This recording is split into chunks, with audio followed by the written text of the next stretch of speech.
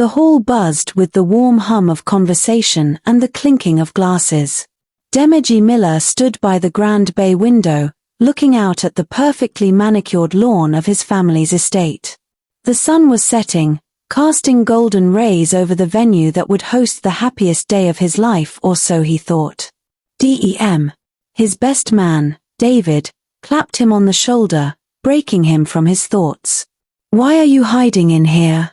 You should be celebrating. In a few hours, you'll be hitched to the most beautiful woman in the city." Demeji smiled faintly, adjusting his cufflinks. "I'm just soaking it all in." In truth, Demeji was overwhelmed not by doubt, but by the sheer intensity of the love he felt for Tina. From the moment he'd met her at a charity gala a year ago, she had turned his world upside down. She was perfect. Too perfect, some might say. Tina Blake was unlike any woman Demeji had ever known. She was intelligent, graceful, and had a quiet strength that drew people in. But beneath the radiant smile and effortless charm, Tina carried a secret she thought she had buried for good.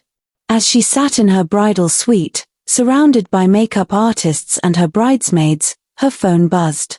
Her heart sank when she saw the message. "You thought you could hide from your past? Think again. Congratulations on your big day. I'll see you soon." Tina's hands trembled as she locked the phone. She forced a smile, masking her fear. Her best friend and maid of honor, Nicole, noticed. "Are you okay?" "Yes, just a little nervous," Tina replied, her voice steady despite the storm brewing inside her. She glanced at herself in the mirror. Today, she would marry the man she loved. She prayed her past wouldn't catch up with her, not today of all days. Demeji paced in his dressing room, trying to calm the butterflies in his stomach. His family had always taught him to aim high, work hard, and choose wisely. Tina had been the answer to all of it, a partner who made him better, who inspired him. But something gnawed at him, a lingering feeling he couldn't place. A knock at the door interrupted his thoughts. A staff member handed him a plain white envelope. "This came for you, sir." No sender's name. Demeji frowned. He opened the envelope, finding a small USB drive inside. Curious, he plugged it into his laptop. The screen lit up, and his heart stopped. Images, explicit and undeniable, filled the screen. They were of Tina, younger but unmistakably her, with a string of men in compromising positions. The timestamps were from years ago, but the implication was clear. His bride-to-be had been an escort. Demeji's blood ran cold. His perfect world shattered in an instant. Tina was laughing with her bridesmaids when Demeji stormed into the room. "Everyone out," he ordered, his voice cold. The room fell silent. Her bridesmaids hesitated, glancing at Tina, but she nodded, urging them to leave. "What's wrong?" she asked, her voice tinged with worry. Demeji threw the USB drive on the table. "What the hell is this?" Tina's face turned pale. She didn't have to look to know what it was. "Demeji, I can explain." "Explain?" His voice was sharp, filled with betrayal. "You should have told me. Before all of this, before I proposed, before today. I had to find out like this." Tears welled up in Tina's eyes. "I didn't know how. I was scared. I love you, Demeji. That life, I left it behind years ago." Demeji's jaw tightened. "But it's still part of who you are. How can I trust anything you've told me?" Demeji stood at the altar, his mind spinning. The church was packed with guests, his family beaming with pride, and Tina standing across from him, her eyes pleading for understanding. The priest's voice broke through the haze. "Do you, Demeji Miller, take Tina Blake to be your lawfully wedded wife?" Demeji hesitated. The silence was deafening. Finally, he nodded. "I do." The crowd erupted in applause, but Demeji's heart felt heavy. He didn't know if he had made the right choice, But he couldn't bear to humiliate her or himself in front of everyone. The tropical resort was a paradise, but for Demeji, it felt like a prison. He couldn't shake the images, couldn't reconcile the woman he loved with the person she had been. Tina, sensing his distance, tried to bridge the gap. "Demeji, please. Let's talk about it. You should have told me," he said, his voice hollow. "You should have trusted me enough to tell me the truth. I was afraid you'd leave me," she whispered. "And now, it feels like you already have." Demeji didn't respond. He wanted to forgive her, to move on, but he didn't know how. Demeji's obsession with Tina's past led him to uncover the name Osini Usman, a powerful and dangerous man who had once been one of her clients. Tina had been forced into a toxic relationship with him, and though she had escaped, it was clear he wasn't done with her. One night, Demeji received a call. "If you want to keep your precious wife safe, you'll leave her," a gravelly voice warned. "Who is this?" Demeji demanded. "Someone who owns her. And you're in my way." The line went dead, leaving Demeji with a chilling realization. Tina's past wasn't just a memory. It was a threat. Demeji barely slept that night. The weight of the call, the images, and Tina's secrecy bore down on him. He woke before dawn to find Tina sitting by the balcony, staring at the ocean. "You're awake early," he said, his voice guarded. She turned, her face streaked with tears. "I couldn't sleep. I know I've hurt you, Demeji, but I swear I left that life behind. Osini doesn't own me anymore." Demeji sat beside her, his gaze fixed on the horizon. "He called me last night. He said you still belong to him." Tina gasped, her hand flying to her mouth. He knows where we are." "Clearly," Demeji replied. "You need to tell me everything, Tina. No more lies." Tina hesitated, then nodded. "Okay. I'll tell you." Tina took a deep breath. Osini Usman wasn't just a client. He was my handler for a while. When I finally had enough and wanted out, he refused to let me go. He threatened me, blackmailed me. So, I stole something from him, his ledger. "Ledger?" Demeji asked, frowning. "It's a book where he keeps records of all his illegal activities, clients, deals, money laundering. It's his lifeline. Without it, he's exposed." Demeji ran a hand through his hair, anger and disbelief warring within him. "And where is this ledger now?" Tina looked away. "I hid it. I thought if I ever needed leverage, it would protect me." Demeji stood, his jaw tight. "You thought dragging that into our lives was a good idea. You didn't think this might come back to haunt us." "I didn't think it would matter," Tina snapped, standing to face him. "I didn't think I'd fall in love with you, Demeji. I thought I could finally start over." Demeji stared at her, his anger softening as he saw the anguish in her eyes. But before he could respond, the sound of shattering glass echoed through the room. Both of them froze, their eyes darting toward the living room. Demeji motioned for Tina to stay back as he crept toward the source of the noise. The sliding glass door was shattered, the curtains swaying in the breeze. On the floor lay a brick, a note tied to it. Demeji picked it up, his blood running cold as he read the words scrawled in red ink. "Bring it back, or you both die." Demeji turned to Tina, his voice low. "Pack your things.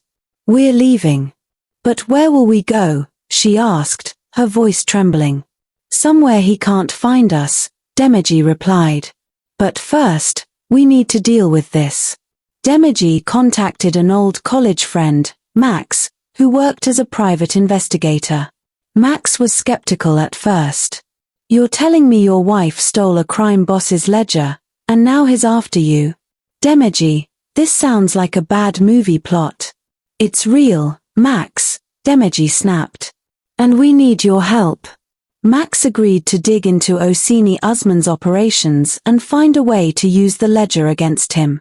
Meanwhile, Demeji and Tina went into hiding, moving from one motel to another. Their relationship grew increasingly strained. Demeji wanted to protect her, but he couldn't ignore the resentment brewing inside him. Tina, on the other hand, felt trapped by her past and the guilt of dragging Demeji into it. One night, as Demeji checked his phone, he noticed a series of messages from an unknown number. They were all photos of him and Tina, taken at different motels over the past week. "How is he finding us?" Demeji muttered, panic rising in his chest. Then he noticed something else. One of the photos showed Tina speaking with a man outside a cafe. Demeji zoomed in, recognizing the man immediately. It was Osini Usman. Fury overtook him. "You've been meeting with him," he demanded, confronting Tina. "What?" Tina looked genuinely confused. "No. Demeji, I haven't spoken to him since I left." "Then how do you explain this?" He shoved the phone in her face. Tina's face crumpled as she studied the photo. "I don't know. Demeji, you have to believe me." Demeji wanted to believe her, but the doubt gnawed at him. Had she been playing him all along? Max called Demeji late that night with urgent news. "Demeji, I found something you're not going to like." "What now?" Demeji asked, exasperated. "It's your mother." Demeji froze. "What are you talking about?" "She's been in contact with Osini Usman. I have phone records, emails. She tipped him off about your locations." Demeji's world tilted. His mother, who had never approved of Tina, had betrayed him. Demeji confronted his mother the next day. "Why would you do this?" he demanded. "Why would you work with a man like Osini?" "Because she's poison," his mother snapped. "That woman is dragging you into a world of filth and danger. I did what I had to do to protect you." "Protect me?" Demeji laughed bitterly. "You've made everything worse." "You don't see it now," she said, her voice softening. "But one day, you'll thank me." Demeji shook his head. "You've destroyed my trust, Mom. Don't ever contact us again." With Max's help, Demeji and Tina devised a plan to lure Osini into a trap. They offered to trade the ledger for their safety, arranging a meeting in a remote warehouse. The tension was palpable as they waited. When Osini arrived, flanked by armed men, Demeji stood his ground. "Where's the ledger?" Osini demanded. Demeji held up a flash drive. "Right here. But you're not getting it." Before Osini could react, Max and a team of undercover agents stormed the warehouse, guns drawn. Chaos erupted as Osini's men tried to fight back, but they were quickly subdued. Osini was arrested, and the ledger was handed over to the authorities. With Osini behind bars, Demeji and Tina finally had a chance to rebuild their lives. It wasn't easy, the scars of betrayal and danger lingered, but they were determined to move forward together. In the end, their love proved stronger than the shadows of the past. Months had passed since Osini Usman's arrest, but life for Demeji and Tina hadn't returned to normal. While the world moved on, they were still piecing their lives back together, brick by fragile brick. Tina started therapy to confront her past, while Demeji immersed himself in work, using the distraction to ignore his lingering doubts. Trust was a delicate thread between them, stretched thin but not entirely broken. One evening, Demeji came home to find Tina cooking dinner. The smell of spices filled the air, and for a moment, he felt the warmth of normalcy. "I made your favorite," Tina said with a tentative smile. Demeji sat at the table, his eyes softening. "You didn't have to do all this." "I wanted to," she replied, her tone hopeful. "We've been through so much, Demeji. I want us to heal, together." Demeji hesitated, then nodded. "I do too. But it's going to take time, Tina." She reached across the table, her hand covering his. "I'll wait as long as it takes." Just as the couple began to rebuild their relationship, a new storm loomed on the horizon. One morning, Demeji found an unmarked envelope on their doorstep. Inside was a single photograph, Osini Usman, sitting comfortably in what appeared to be a luxurious living room, smiling at the camera. Scrawled on the back were the words, "You can't keep me locked away forever." Demeji's hands trembled as he showed Tina. "This has to be fake, right? He's in prison." Tina's face paled. What if he got out? Demeji immediately called Max, who confirmed their worst fear. "He's free. How the hell is that even possible?" Demeji roared.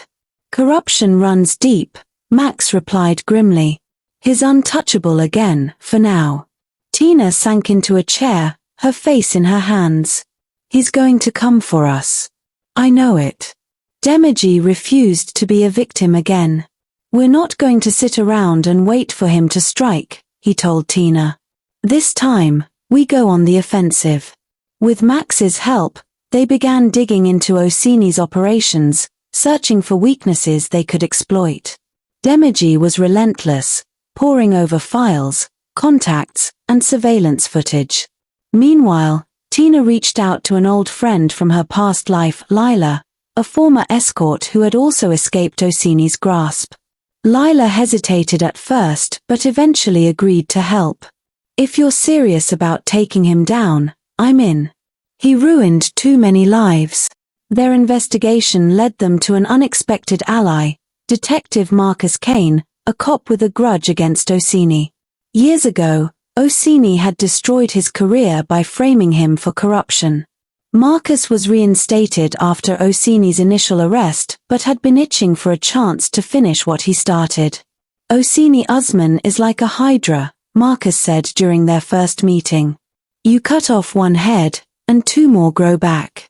If we're going to stop him for good, we need to destroy his entire empire." Demeji, Tina, and Marcus formed a risky plan. They would infiltrate Osini's operations, gather evidence, and expose him publicly, ensuring he could never escape justice again. Posing as a potential investor, Demeji managed to secure a meeting with one of Osini's top lieutenants, a man named Kazim Bello. It was a dangerous move, but it was the only way to get close to Osini's operations. Tina begged him not to go. "It's too risky, Demeji. What if he recognizes you?" Demeji cupped her face in his hands. "I won't let him control our lives anymore. This is the only way." The meeting took place at an upscale nightclub, and Demeji played his part perfectly, convincing Salvatore he was interested in laundering money through Osini's network. "You've got guts," Kazim said, eyeing Demeji suspiciously. "I'll take your proposal to the boss. But if you're lying, you won't leave this place alive." Demeji managed to leave unharmed, but the close call left him shaken. As they gathered evidence, Osini began to suspect he was being watched. His paranoia grew, and he lashed out violently, eliminating anyone he thought might betray him. One night, while Demeji and Tina were reviewing their findings, a loud crash came from the living room. Demeji grabbed a weapon and crept toward the noise, his heart pounding. Osini's men had found them. A brutal fight ensued, with Demeji and Tina narrowly escaping through a back window. "They know we're coming for them," Demeji said, his voice filled with determination. "We need to move faster." With Marcus's help, they set a trap for Osini. Using the stolen ledger as bait, they arranged a high-stakes meeting at an abandoned warehouse. Osini arrived with his men, expecting to reclaim his prized possession. But Demeji, Tina, and Marcus were ready. Armed with hidden cameras and law enforcement backup, they recorded everything: illegal transactions, threats, and confessions. When the police stormed the warehouse, Osini finally realized he had been outplayed. "You'll regret this," he spat at Demeji as he was dragged away. Demeji stared him down. "No, Osini. You will." This time, Osini Usman couldn't escape. The evidence was ironclad, and the media frenzy ensured no corrupt official could sweep it under the rug. Orsini was sentenced to life in prison without parole. For Demeji and Tina, it was the end of a long, harrowing chapter. They returned home, scarred but stronger, ready to finally build the life they had dreamed of. Tina looked at Demeji one evening as they sat on the porch, the sun setting behind them. "Do you think we'll ever be free of him?" Demeji took her hand, his grip firm. "We already are. The rest is up to us." And for the first time in months, they felt hope.